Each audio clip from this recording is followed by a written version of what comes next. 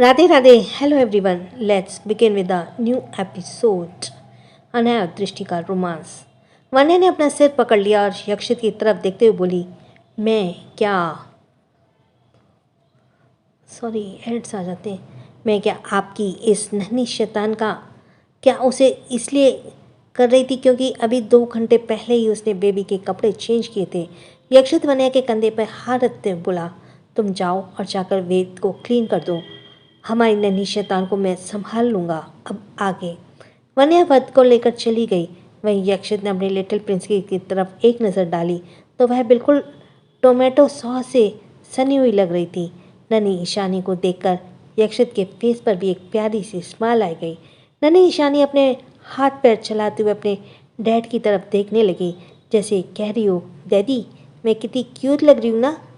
यक्षित नन्ही ईशानी का ये रिएक्शन देखकर तो उसके फेस पर एक बार फिर स्माइल आ जाती है और वह अपनी नन्ही परी को लेकर वॉशरूम की तरफ ले जाता है और उसे क्लीन करने के बाद गर्म कपड़े पहना देता है। इस दौरान नन्ही ईशानी एकटक अपने डैड को देख रही थी। रजावत मैंशन, अनया का कमरा।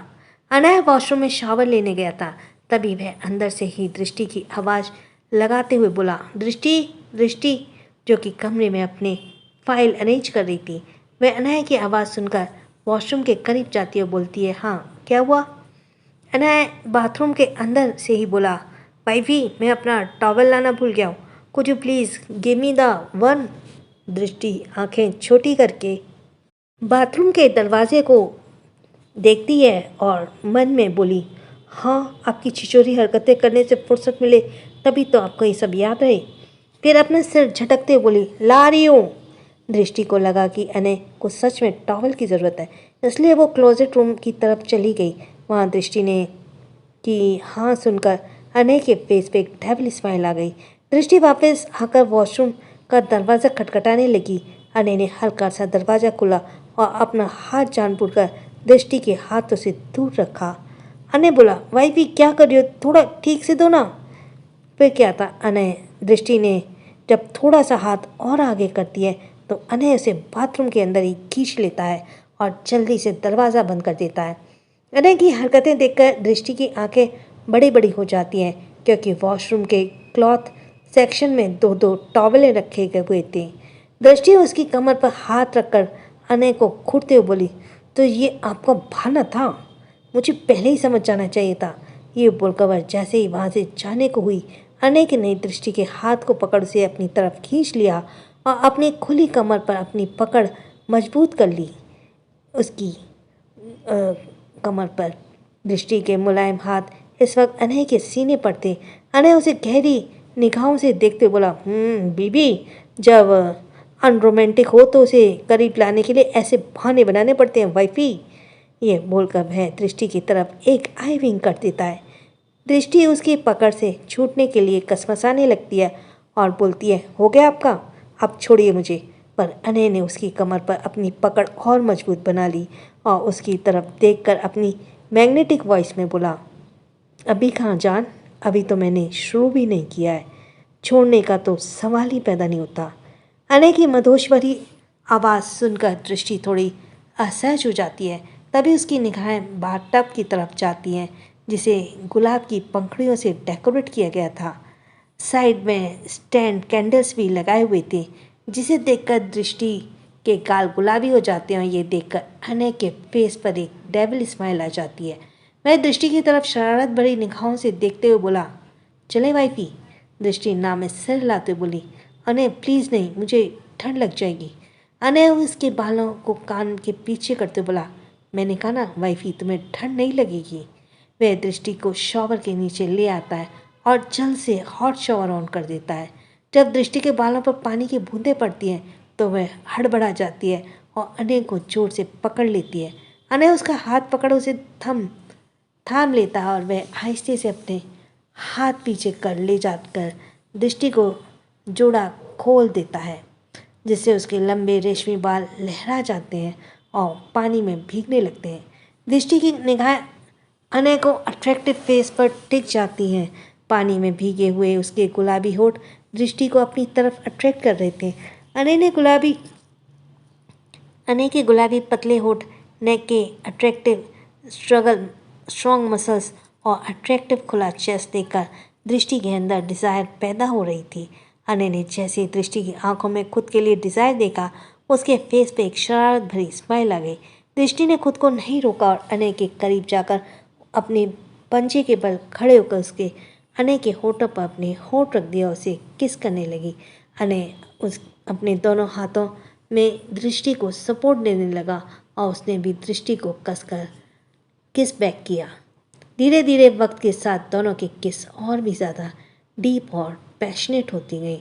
दोनों की भी सांसें भारी हो चुकी थी, पर फिर भी दोनों रुकने का नाम नहीं ले रहे थे कि छुअन से दृष्टि जो है वह सिहरने लगी और उसकी पकड़ अने की बॉडी पर कसने लगी।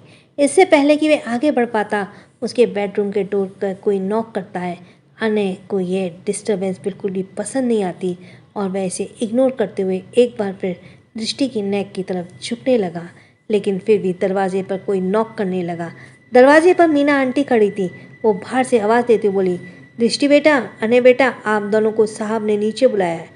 अने अंदर से ही थोड़ा चिढ़ते हुए बोला, आप जाइए, हम आ रहे हैं।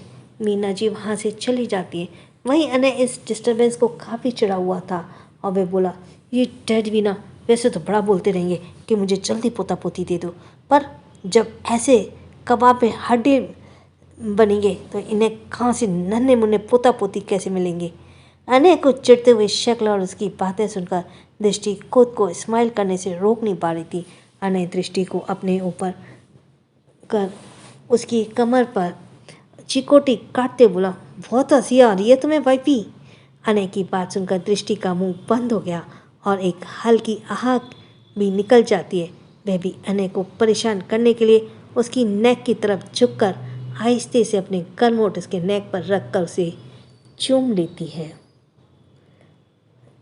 दृष्टि को अपनी नेक पर महसूस करके अने को रहा सा पेशेंस भी जवाब देने लगता है। मौका पाकर दृष्टि जो है वह क्लोजेट में भाग जाती है और अने वहीं पर खड़ा रह जाता है। जब वो बाहर आती है तो अने उसके करीब आते बोला, अगर जाने ना दूँ तो। दृष्टि इधर उधर देखकर सोचते बोलती, तो मैं पापा से आपकी शिकायत कर दूँगी। दृष्टि की बच्चों वाली शिकायत सुनकर अने भी हंस छूट जाती है। वह दृष्टि के चेहरे की तरफ देखते बोला, यार दृष्टि, कम ऑन, ग्रो अप। हर वक्त तुम छोटे बच्चे की तरह पापा पापा करती रहती हो। तुम जानती हो ना पति पत्नी का रिश्ता कैसा होता है। दृष्टि उधर देखने लगी तो अने उसके कान में तरफ झुकते हुए बोला, आज रात को रेडी रहना, मैं तुम्हें सब सिखा दूंगा। अने दृष्टि के खुद से दूर करते हुए बोली, कुछ नहीं सीखना मुझे। यह बोलकर वह जल्दी से वहाँ से भाग जाती है। दृष्टि को इस तरह भागकर देखते अने की हंसी छूट जाती है और उसकी तरफ देखते हुए बोला, पागल लड़की। फिर वह क्लोजेट रूम में तरफ चला गया और अपने कपड़े पहनकर बाहर आ गया। वह कमरे से बाहर आकर लिविंग एरिया की तरफ चला गया, जहाँ मीना जी, दृष्टि और गौतम जी बैठे हुए अपनी टी एंजॉय कर रहे थे। अने वहाँ जाकर दृष्टि के बगल में बैठ गया और उसे परेशान करने लगा। मीना आंटी और गौतम जी भी निगाह से बचते हुए दृष्टि की कमर पर चीमटी काट रहा था। फिर वह इधर उधर देखने लगता। दृष्टि उसे घूरते हुए उसे दूर गौतम जी की तरफ चली जाती है। यह देखकर अने की आंखें छोटी हो जाती हैं। वह अपनी आंखों से इशारे से दृष्टि को अपने करीब आने का बोलता है। दृष्टि भी अपनी आंखों के इशारे से बोलती है, मैं बेवकूफ़ नहीं हूँ जो आपके करीब आऊँ। दोनों के बीच इशारे इशारे में बात हो रही थी। वही मीना जी ये देखकर अपना गला साफ करते हुए अपनी प्रेजेंस याद दिलाती हैं, जिसे दृष्टि और अनय चुपचाप अपनी अपनी चाय और कॉफ़ी एंजॉय करने लगते हैं। मैं रिकैप छोड़ रही हूँ। यक्षित अपने सिंघानिया मेंशन। यक्षित अपने कमरे में बालकनी में एक इम्पॉर्टेंट बिजनेस कॉल अटेंड कर रहा था। वहीं वन्या ने वेद को उसका होमवर्क करा रही थी। वन्या ने अपनी नन्ही परी को वहीं बेड पर आराम से लेटा दिया था और वो भी वहीं अभी तक जाग रही थी और अपनी टिमटिमाती आंखों से वो अपने भाई और मम्मा को देख रही थी। वन्या वेद को होमवर्क करा कर उसे चैप्टर रिवाइज करा रही थी कि थोड़ी देर बाद वेद पढ़ते पढ़ते ही सो गया। वन्या की निगाहें जब नन्हे वेद पर गई, जो कि किताबों के बीच सो चुका था, वन्या के फेस पर स्माइल आ गई। वेद ने फिर सिर से प्यार से हाथ फेरते हुए वन्या झुककर उसके बच्चों के चूम लेती है। फिर वह वेद के बैग को उसके स्टडी मटेरियल ध्यान से रखकर बैग को साइड से रख देती है। फिर वेद को अपनी गोद में उठाकर बेड पर आराम से सुला देती है और उसे क्यूट से ब्लैंकेट से कवर कर देती है। तभी वन्या की निगाहें अपनी नन्ही परी की तरफ जाती हैं, जो कि अपनी टिमटमाती आंखों से अपनी मम्मा को देख रही थी। जैसे ही वन्या की निगाहें लिटिल प्रिंसेस पर गई, वह अपना मुंह बनाने लगी। नन्ही ईशानी ऐसा तभी करती थी जब वह रोने वाली हो। उसकी आंखों में आंसू आ गए थे और वह गला फाड़ने ही वाली थी कि तभी वन्या ने उसे अपनी गोद में उठा लिया और अपने होठों पर उंगली रख कर उसे चुप कराते बोली, श्श। नन्ही ईशानी अपने नन्हे नन्हे गालों में आंसू लिए अपनी मम्मा की तरफ देखने लगी। वन्या अपनी धीमी और दबी आवाज़ में बोली, क्या हो गया मेरी नन्ही परी को? बेटा आज आपको नींद ही नहीं आ रही है? नन्ही ईशानी अपने मुंह में उंगली डाले अपनी मम्मा को सुनने में लगी थी। उसके मन में क्या आया, वो अपने दोनों हाथ हवा में उठा देती है और जैसे ही कह रही हो, मम्मा आपने तो मुझे गोद में ले लिया है, गोद में लिया ही नहीं, इसलिए मुझे नींद नहीं आ रही है। वन्या ने स्माइल करते ही नन्ही ईशानी अपने सीने से लगा लिया और उसे सुलाने की कोशिश करने लगी, पर वो थी कि आज सोने का नाम ही नहीं ले रही थी। तभी यक्षित भी कॉल डिस्कनेक्ट करके बालकनी में अंदर बेडरूम में आ गया। उसने देखा वन्या अपनी लिटिल प्रिंसेस को सुलाने में लगी हुई है। यक्षित स्माइल करते हुए वन्या और बेबी प्रिंस के पास गया। उसने डैडी को प्रेजेंस फील करके नन्ही ईशानी जो अपनी मम्मा के सीने में दुबी हुई थी, वो जल्दी से अपने पापा की तरफ देखती है और अपने हाथ पैर हिलाने लगी और अपने डैडी की तरफ अपने हाथ पॉइंट करती है, जैसे कह रही हो, मुझे दिल्ली के पास जाना है। यक्षित स्माइल करते हुए अपनी नन्ही की जान को अपनी गोद में उठा लेता है और उसके माथे पर प्यार से चूमते हुए बोला, क्या हो गया मेरी नन्ही परी को? बेटा आज आपको नींद नहीं आ रही? देखो आपका भाई भी सो गया और आप अब तक जाग रहे। यक्षित बेबी को लेकर अपनी गोद में सुलाने की कोशिश करने लगा। वह नन्ही ईशानी को लोरी गाकर सुना रहा था। उसकी आवाज़ इतनी प्यारी और मीठी थी कि वन्या खुद को स्माइल करने से रोक नहीं पा रही थी। उसे लगा नहीं था कि उसने बड़े बिजनेसमैन और सिंघानिया एम्पायर के मालिक को बच्चों की लोरी भी आती होगी। यक्षित ने वह लोरी वेद के लिए सीखी थी। वन्या जब उसकी लाइफ में नहीं आई थी तो अक्सर यक्षित वेद को लोरियाँ सुनाकर सुलाया करता था। अपने डैड की मीठी लोरी सुनकर नन्ही ईशानी 10 मिनट के अंदर ही सो गई। यक्षित अपनी नन्ही सी जान को गोद में लेकर बेड पर बैठ गया। वन्या भी यक्षित के बगल में बैठ गई। अपनी नन्ही बेटी की मासूमियत देखकर यक्षित को उस पर बहुत प्यार आ रहा था। नीचे झुककर अपनी लिटिल प्रिंसेस के दोनों गालों को बारी बारी से चूम लेता है, जिससे लिटिल प्रिंसेस नींद में थोड़ा कसमसाने लगती है। ये देखकर वन्या यक्षित की तरफ देखकर धीमी आवाज़ में बोली, आराम से, वरना आपकी नन्ही परी की परी सी नींद टूट जाएगी। यक्षित वन्या की तरफ देखते हुए अपनी धीमी आवाज़ में बोला, डोंट वरी वाइफी। ये बोलकर वह आहिस्ते से नन्ही ईशानी को छोटी सी नाक और उसके माथे को आहिस्ते से चूम लेता है। वन्या यक्षित के कंधे पर अपना सिर टिकाकर अपनी नन्ही परी को निहारने लगी। वह बेबी के हाथों को आहिस्ते से अपने हाथों में लेकर उसे प्यार से चूम कर बोली, हमारी नन्ही परी सोते हुए कितनी मासूम लग रही है। यक्षित बेबी प्रिंस को छोटे छोटे हाथों को प्यार से चूमते हुए बोला, बिल्कुल अपनी मम्मा की तरह। ये बोलकर वह वन्या की तरफ झुक गया और माथे पर प्यार से चूम लेता है। बेबी को थोड़ी देर तक अपनी गोद में लेकर यूं ही प्यार करने के बाद वह नन्ही ईशानी को लेकर बेड में एक तरफ सुला देता है।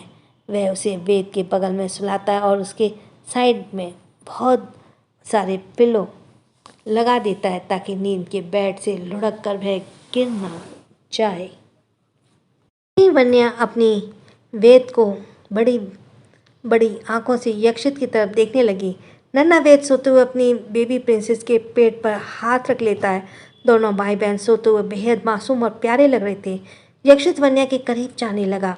वन्या उसकी तरफ अपनी बड़ी बड़ी आंखों से देखते हुए बोली, आपने नन्ही ईशानी के साइड में पिल्लो क्यों लगाए? यक्षित वन्या को कमर से पकड़कर अपने करीब लाते हुए बोला, क्योंकि प्रिंसेस के डैडी को उसकी मम्मा चाहिए। ये बोलकर वह वन्या को बोलने का मौका दिए बगैर वन्या के होठों पर अपने होठ रख उसे किस करने लगा। वन्या थोड़ी देर तक तो यक्षित से छूटने के लिए छटपटाती रही, पर बाद में वह यक्षित की बाहों में खुद को ढीला छोड़ देती है और यक्षित के होठों को अपने होठों पर महसूस करने लगी। जब यक्षित को यह फील होता है कि वन्या को सांस लेने में तकलीफ हो रही है, तो वन्या के होठों पर बाइट करके उसे रिलीज कर देता है। वन्या अपने होठों को सहलाते हुए यक्षित को गुस्से से घूरने लगी। ये देखकर यक्षित स्माइल करता है और उसे इस वक्त वन्या पर बहुत प्यार आ रहा था। यक्षित वन्या की तरफ बढ़ने की कोशिश करता है तो वन्या उसके सीने पे हाथ रखकर उसे धक्का दे देती है और बेड पर आकर लेट जाती है। यक्षित एक नज़र वन्या की तरफ देखता है और जो उसके मुंह फेर कर वेद की तरफ मुंह करके सो रही थी।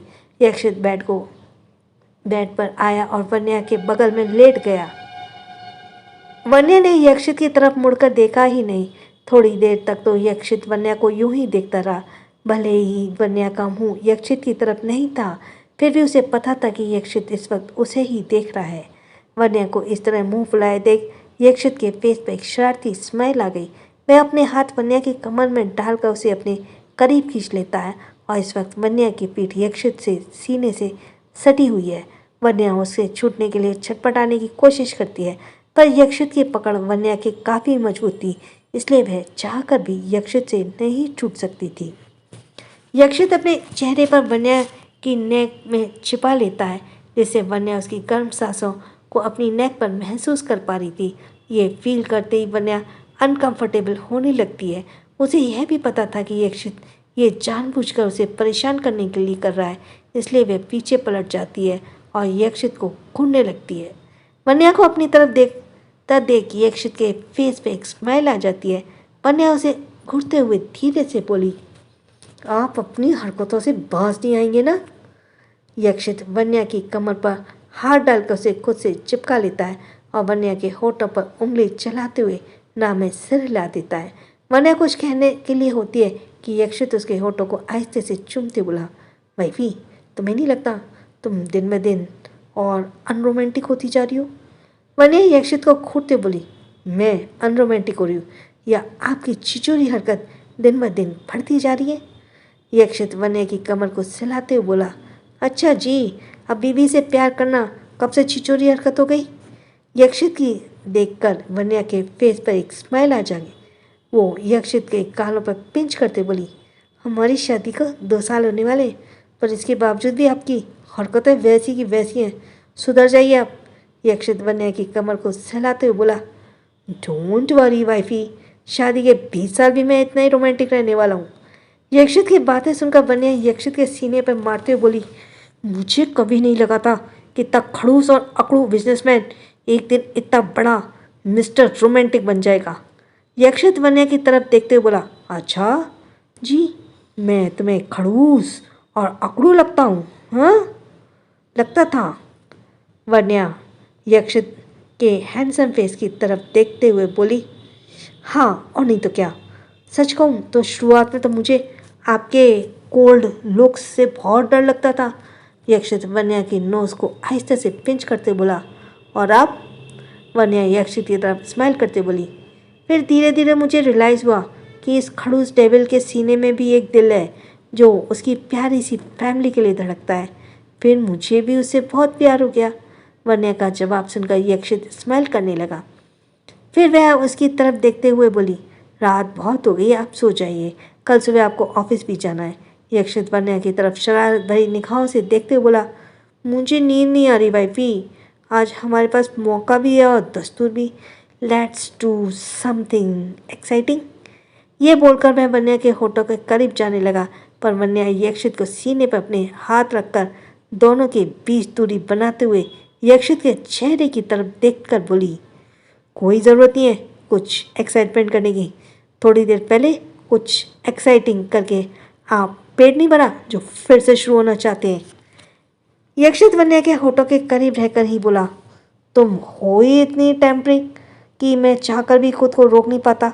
ये बोलकर वह वन्या की नेक की तरफ झुका और उसे किस करने लगा।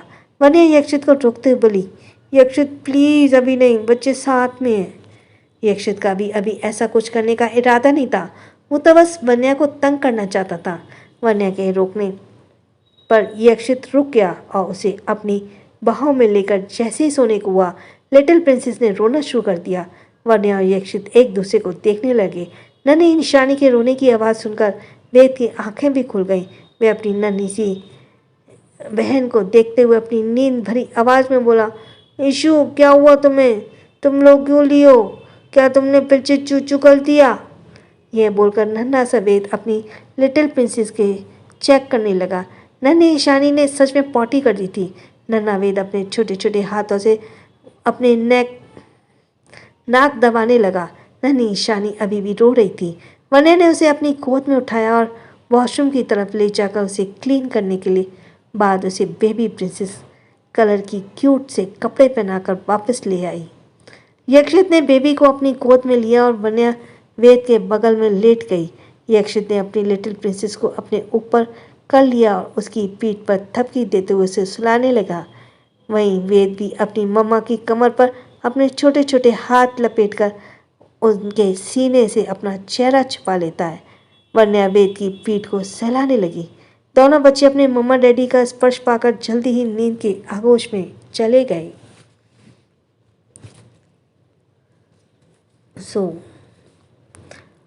एक बड़े से मास्टर बेड पर ब्लैंकेट थोड़ी सी बेड पर अटकी हुई थी और बाकी फर्श पर पड़ा था। हाथ पर फैलाकर सोया हुआ सिंघानिया मेंशन का छोटा शहजादा चैन की नींद सो रहा था। देखने में तो सोता हुआ बहुत मासूम लग रहा था, पर कमरे की हालत देखकर समझ आ रहा था कि वह कितना बड़ा लापरवाह था। यक्षित ने तो उसे कई बार समझाया भी कि अपने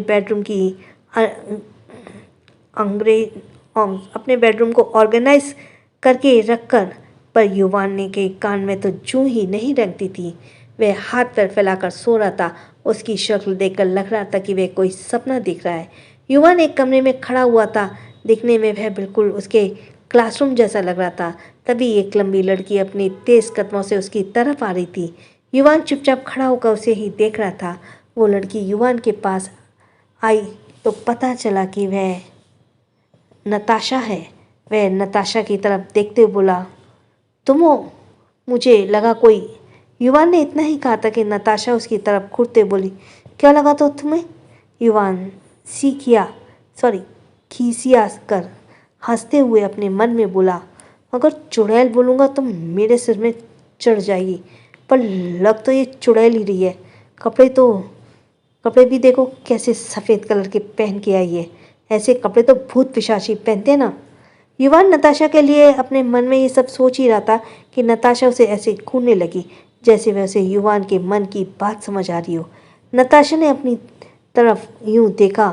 युवान उसकी तरफ देखते हुए ब्लश वाली स्माइल पास करते हुए बोला, आप मुझे ऐसे क्या देख रही हो?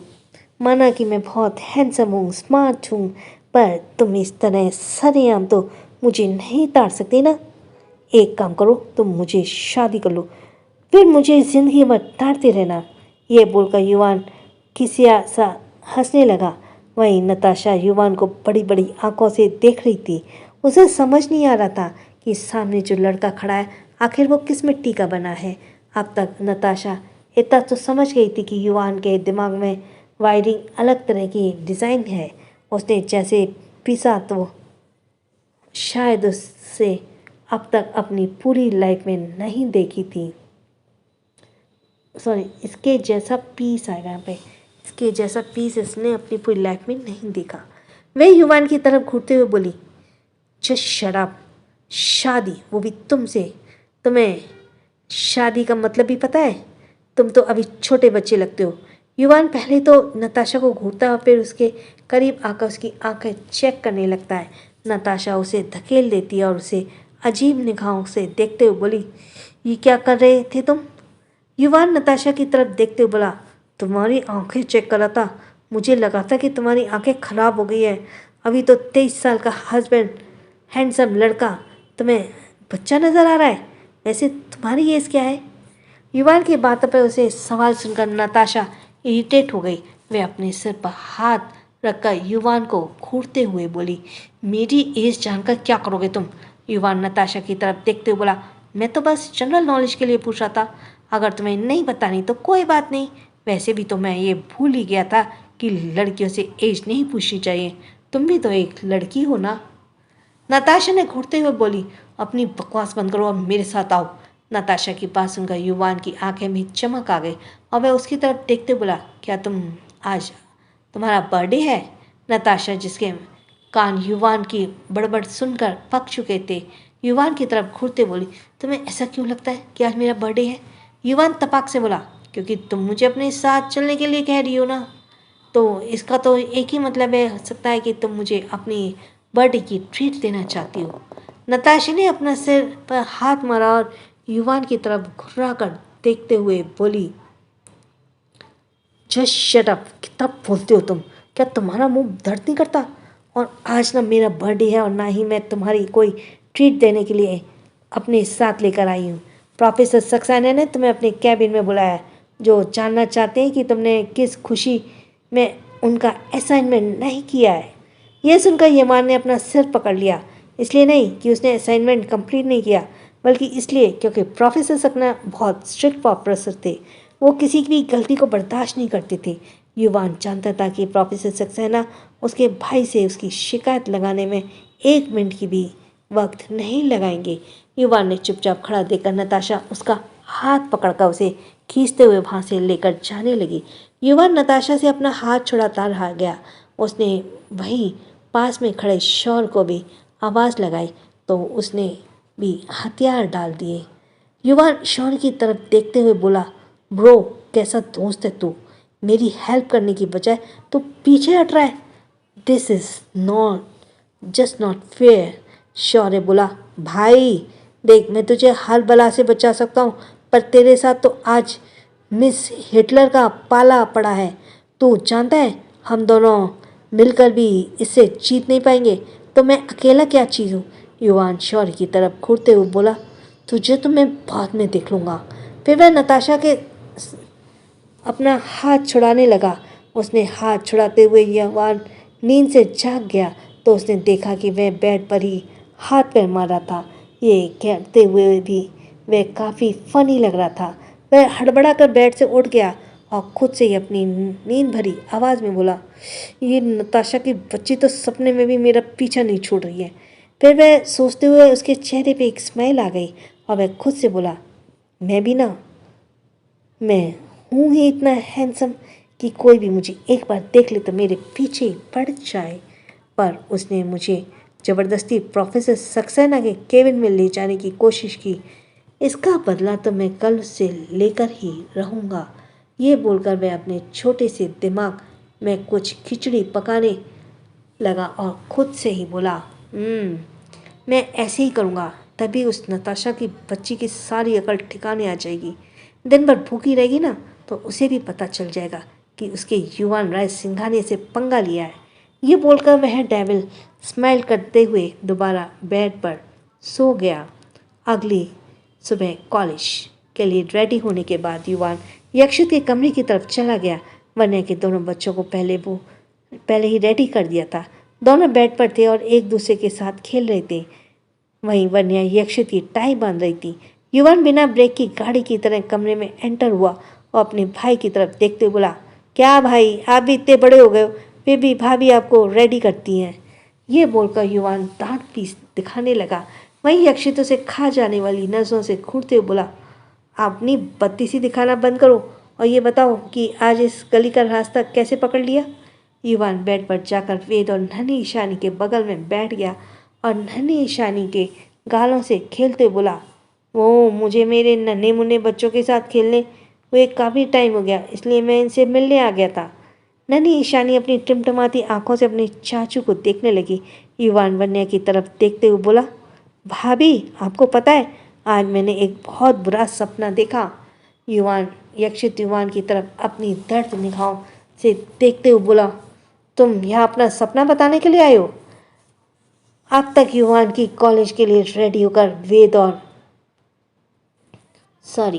अब तक युविका भी कॉलेज के लिए रेडी होकर वेद और नन्ही शानी के साथ खेलने उनके कमरे में आ चुकी थी।